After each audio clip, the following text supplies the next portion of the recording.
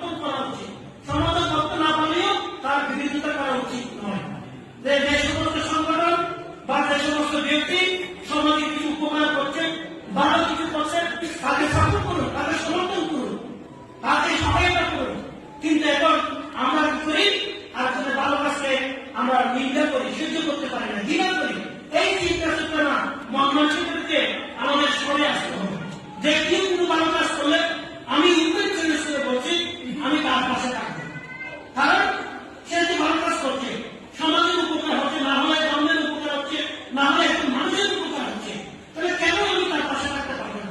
তার পাশে যদি আমি নাও থাকি আমি তার কোনোদিন ক্ষতি করবো না। এটা আমার চ্যালেঞ্জ এবং এটা আমার প্রতিজ্ঞা, এটা আমার বিশ্বাস। আমি কারো ভালো কাজে কোনোদিন ক্ষতি করবো না, সব জ্ঞান। যদি সব জ্ঞানে আমি কোনো মানুষের ভালো কাজে যদি বিরোধিতা করি, ক্ষতি করি, আমি মানুষ হওয়ার কেন? আমি মানুষ, নিজেকে মানুষ হিসেবে পরিচয়। সুতরাং আমাদের দৃষ্টিভঙ্গি পরিবর্তন করে আমাদেরকে আরো বেশি আগে আসতে হবে।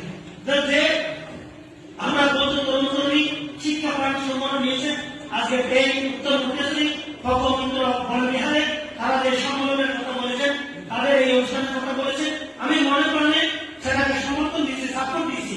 একদিন এই বিহার করুক, আরেকদিন ওই বিহার করুক, কারণ পরস্পরের জেলা বিএনপি তাদের মিশন, পুরা পরস্পর জেলা তাদের অফিস, পুরা পরস্পর জেলার সমস্ত বিহারে তাদের পছন্দ ক্ষেত্র সরকারে তারা যেতে পারে, যেহেতু তাদের মাত্রায় আমার পছন্দের বৈধ তৈরি, কোনো পার্থক্য নেই। এখন কিও করতে পারে, সক্রিয় করতে পারে, এটা টেকনাফও করতে পারে, এটা পছন্দের সদর করতে পারে, গ্রামও করতে পারে, পছন্দের সমস্ত করতে পারে।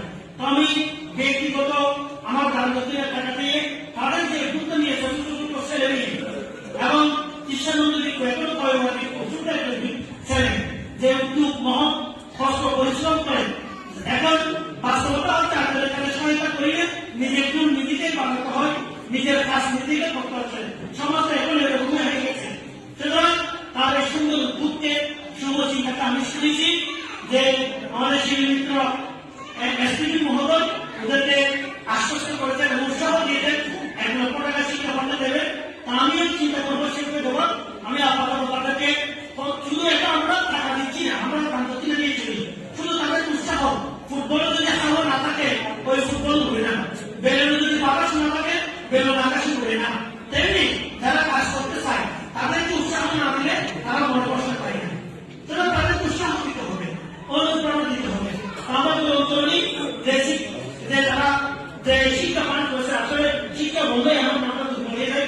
আপনারা জানেন আমি নিজে হাই স্কুল করেছি, নিজে কলেজ করেছি, কারণ শিক্ষা বললে আমার কথা না হয়ে যায়। শিক্ষা ছাড়া একটা জাতি কোনোদিন উন্নতি করতে পারে না, অর্থ দিয়ে উন্নতি হবে না শিক্ষা ছাড়া।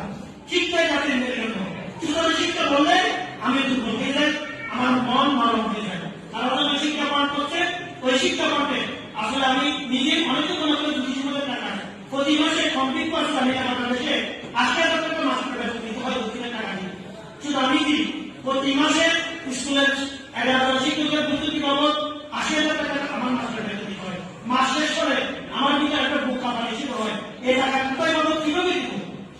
বিশেষ করে বর্ষাকালে যখন বাইরে হাত আসে তখন অনেক কষ্ট হয়, তখন তো নাম ধরতে কম সম্ভাবনা থাকতো, তখন আরো বেশি কষ্ট হয়। ওই 80,000 টাকা দিতে হচ্ছে, তার মধ্যে গতকাল সব শিক্ষকরা আছে, জিনিসপত্র দাম বেড়ে গেছে, একটু বেতন বাড়ানোর জন্য তার মাথার উপর আরেক পাই সবাই আড্ডা করতেছে। সুতরাং ওখানে দিতে হবে। তারপর এরা যারা শিক্ষা পাঠ করছে, এই শিক্ষা পাঠকে আমি উৎসাহ হিসেবে আমার তরফ থেকে আপাতত আমি 50,000 টাকা তাদের এই কাজের অগ্রগতির জন্য, আমি সম্পৃক্তির জন্য, আমি শিক্ষা দেওয়ার জন্য আমি একটা উৎসাহ দিচ্ছি, অনুপ্রেরণা দিচ্ছি। ওই খালি বেরোনে খাওয়া দিচ্ছি, খালি ফুটবল পান করা ফুটবলের নাম দিচ্ছি, যেন তারা আনন্দ করতে পারে। সমাজের মঙ্গল হোক, কল্যাণ হোক, সমৃদ্ধি হোক।